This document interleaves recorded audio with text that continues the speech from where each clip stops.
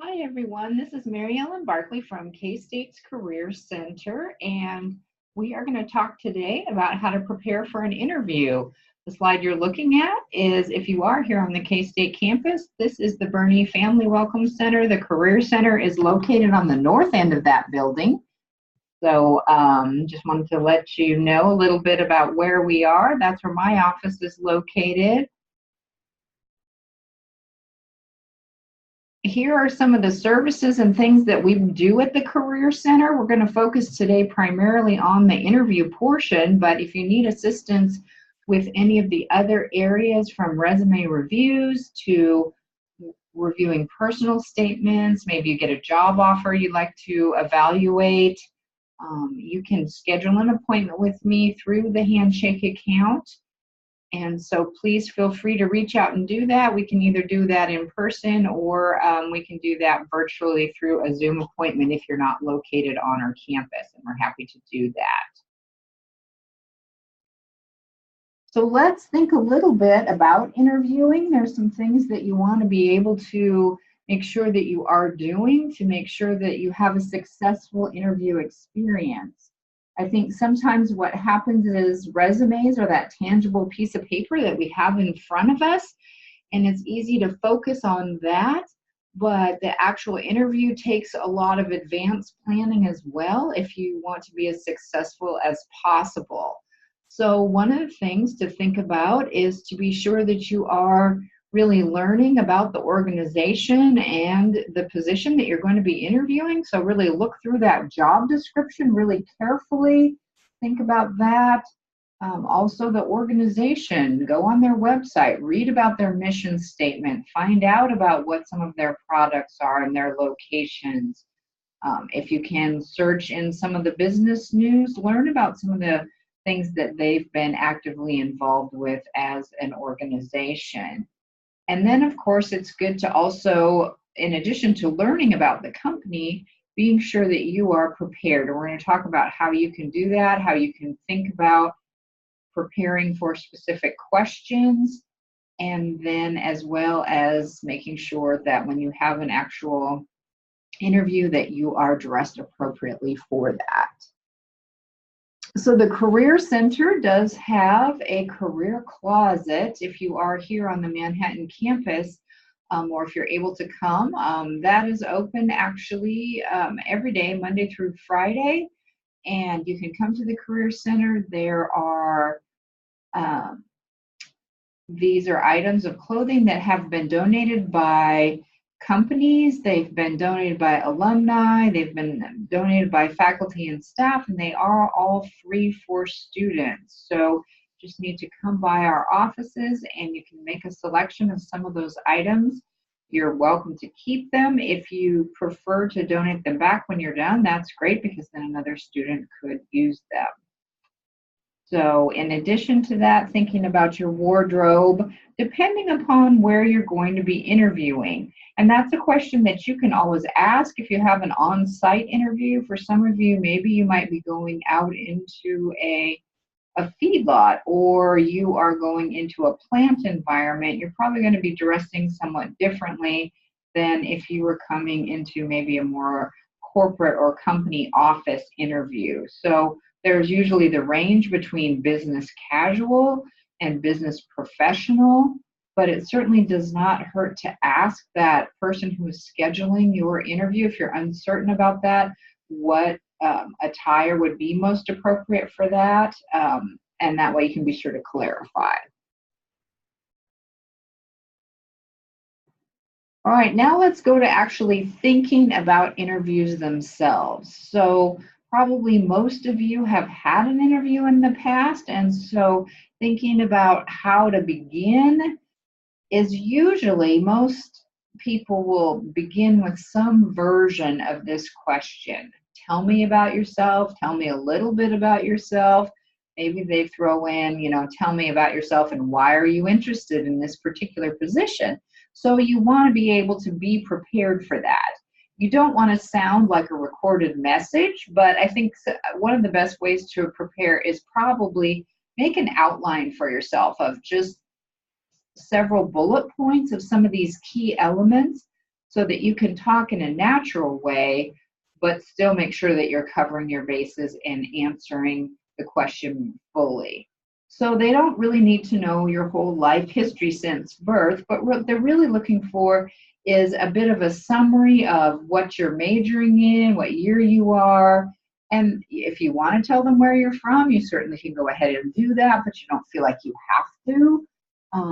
I would avoid too many personal family details, although sometimes people do put in things like if they're from a large family, that could be interesting, but again, you don't have to do that. But I would avoid the, my mom's name is this, and we have 3 dogs and 4 cats, but try to keep it more generic than that. Also then focusing on the summary of skills and experience that's related to that you have that are related to the position. So let's take a look at a potential sample answer here. So Susan Smith, she's talking about being a senior in animal science with her option. She does throw in a little bit about where she's from. So that gives some context, and that seems appropriate. It's not oversharing, but it gives a little context for her particular interest in agriculture. And then she goes on to talk about her experience that's relevant to this particular position. She's had a previous feed sales internship. She talks about meeting with producers and talks about the skill sets that she felt like she developed through that. She also talks about her leadership experience, where she gained that, and how she believes that would be helpful in this particular role.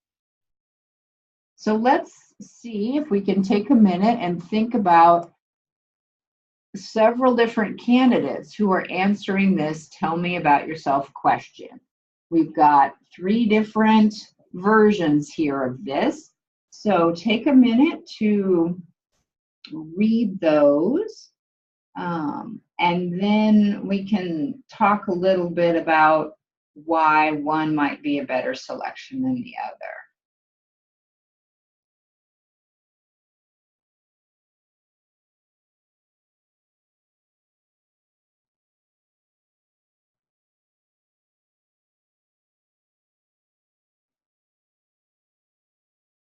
Okay, hopefully you've had time to look at those briefly. We'll kind of review them and then talk about maybe why one might be the best answer for that. So tell me about yourself question. First person, candidate A, they talk about where they grew up, that's okay, but then maybe diving in a little bit too much on the personal, and hobbies, not really talking about anything really related to that particular position. Candidate B talks about where they're from, a little bit of personal stuff, which may not really relevant probably. Then they talk about maybe their path, but it seems a little bit like they're very undecided. So they switch majors. They maybe bring in a little bit of some things that they were uncertain about. And then they sound a little bit hesitant saying, okay, here I am with an animal science major, but it doesn't sound very confident or well thought out. So here's the final one, which is closer to our previous example, talking about the major, the sales internship, got the customer relations and marketing skills, active in a number of student organizations, and their ag experience. Now, what are they hoping to do with that skill set, and how can they apply that? So what do you guys think? Candidate A, B, or C? I guess my vote would be C because of some of those reasons that we've discussed. So again, hopefully that gives you a little bit of a sense of how you could craft your own response to this. This is also similar to when you're attending a career fair and approaching employers, you're talking in a similar way about your skill set and summarizing it. And so that's just the point. They want to be able to learn about you quickly. Yes, they may have your resume in front of them, but it helps them understand how effective you are with verbal communication and being able to summarize things.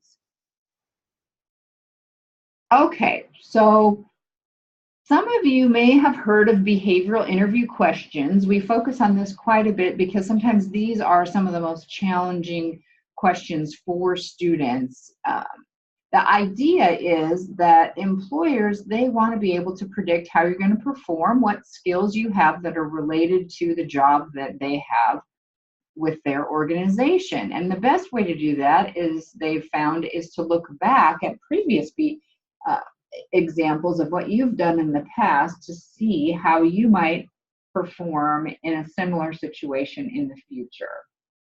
So they ask questions that start out often like, tell me about a time when, give an example of, describe a situation when. And that's when you can kind of know, okay, it sounds like I'm getting a behavioral question. So thinking about how do you best respond is important, I think, because it's a little bit of a learned skill. So what they're really wanting is basically very specific examples. You want to be able to tell a story that really vividly shows that you are performing the skill that they're looking for. So the way that you want to do this is think about a very specific example from a past experience. And then you want to focus on this STAR model, which is a way of responding in 3 parts. So it's basically just organized storytelling. So you're setting up the initial part of the story, kind of the once upon a time, setting the context at the beginning, which is the situation or task. And then you talk about your role. So what did you specifically do? And at the end, then you need to talk about the result. And that's probably often what people leave out.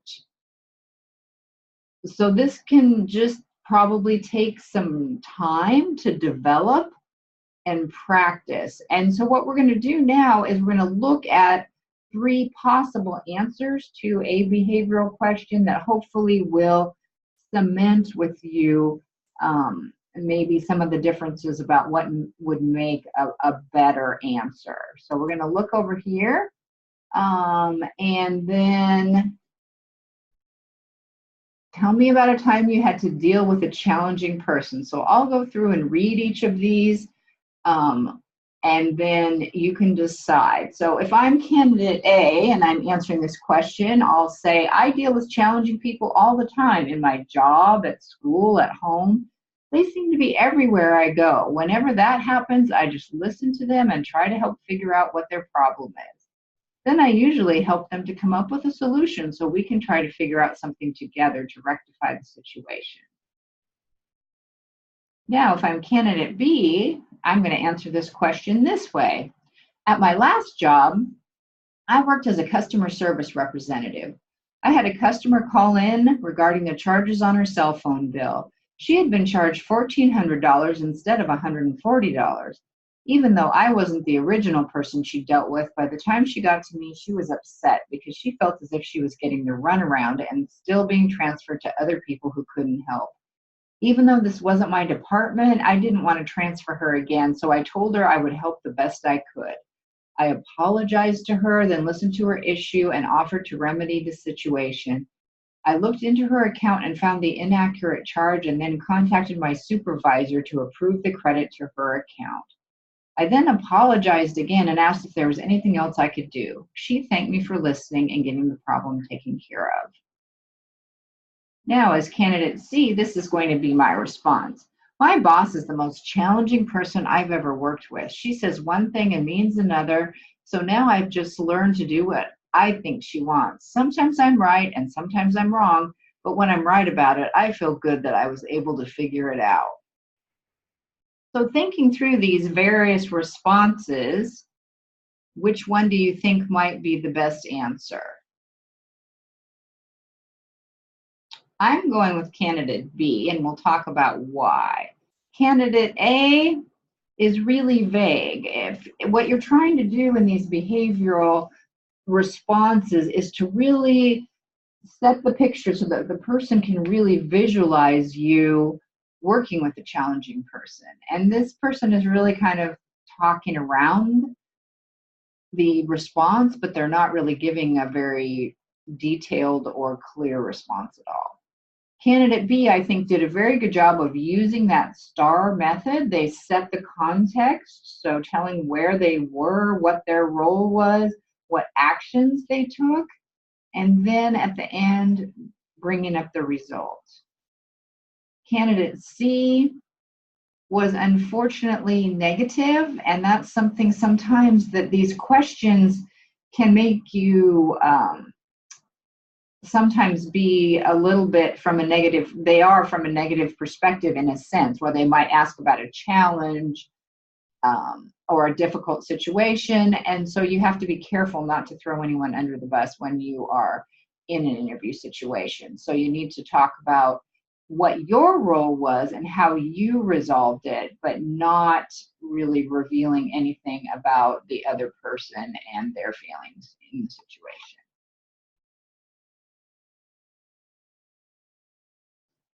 So thinking about how to prepare for these types of questions, it's really important that you go through the job description and look through the skills that they are asking for.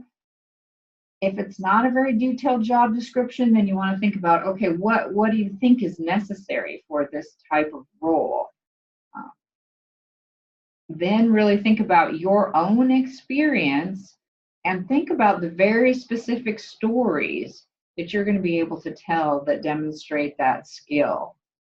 Again, we all want to tell our best stories where when everything went perfectly and everything was a real dream. Tell me about a time when you worked on a team that was really successful. So that would be a great story to get. Probably most of us could answer that fairly effectively. But what you want to think about too is the time that maybe you had a challenge on a team that you had to work with, or someone that wasn't pulling their weight on a team, and how did you respond to that? Again, sometimes they like to have those questions just to see how you respond in a challenging situation. So think through so that you're prepared for both the times that things went well and the times that you faced a challenge. Maybe talk about what you learned since then, what you did differently the next time.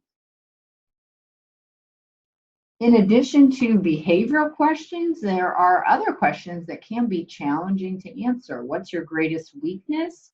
The employer's not really wanting to know, your deepest, darkest secret. What they're really wanting to know is, what is an area that you need to learn and develop and grow in?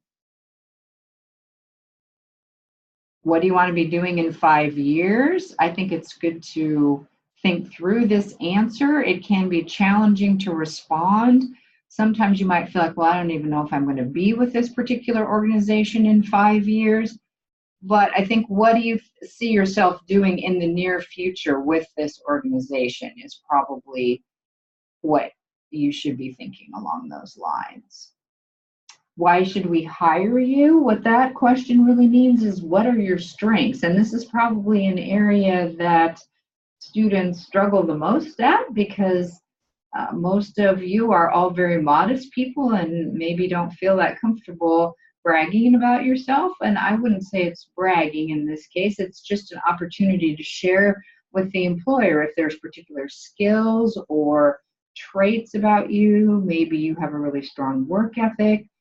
Spend some time thinking about those things and be able to confidently look at the employer and tell them why you think you would be a good fit for their organization. A few other tips to be sure about. Definitely do send a thank you. It's fine to do an email thank you for employers. At the end of the interview, you definitely want to ask questions. That is really important.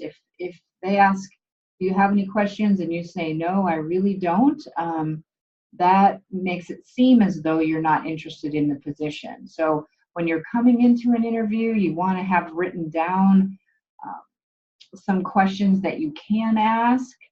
One good question is, what is your decision-making timeline look like for this particular position? What would make someone strong in this particular role? What do you hope I might accomplish in the first several months in this position, or I should say what someone would accomplish in the first several months in this particular role. Other things there you can see to avoid. Not asking about salary, that is important. We do have some salary negotiation resources that are probably a little bit more appropriate for people that are in the full-time role versus internships, because a lot of it's based on past salary data of reported graduates. But again, this is something that if you would like to schedule an appointment with me, I would definitely be happy to talk to you about any negotiation issues. And then once you do accept a position, just make sure that you don't continue interviewing. That reflects poorly not only on yourself, but on K-State, that people aren't really sticking with their words. But if you have questions about maybe you get an offer from one particular organization, but the one you really want to work for hasn't offered, and you've already had an interview, we can talk about strategies for how to approach that second organization before you make any acceptances. So think about that. And here's how you can contact me. So please do if you need any assistance, and I appreciate the opportunity to talk with you and hope to in the future.